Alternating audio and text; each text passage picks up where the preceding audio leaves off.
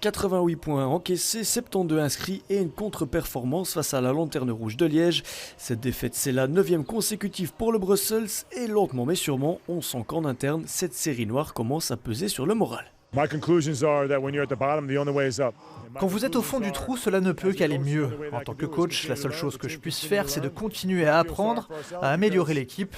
On ne doit pas se lamenter parce que de nombreuses personnes aiment nous voir ainsi, aiment me voir dans cette position. C'est ok pour moi, je retiens tout, on va continuer à se battre. Mais malgré l'éternel optimisme du coach Hanavan, quelque chose semble bien cassé côté bruxellois. Après un bon premier quart-temps conclu avec 10 points d'avance, le Phoenix s'est écroulé défensivement sans véritable explication.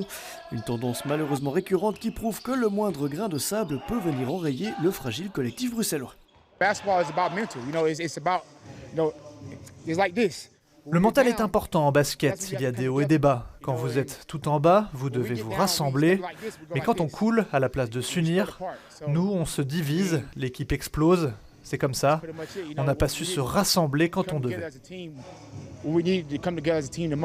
Un collectif qui flanche, un manque de fighting spirit, mais surtout une défense aux abonnés absents. Voici les 3 ingrédients qui plongent le Phoenix actuel dans le doute. Dimanche, face au basket ultra collectif des visiteurs liégeois, ce Brussels plus individualiste a souffert et surtout mesurer la différence entre une équipe bien huilée d'un côté et une autre en panne de confiance.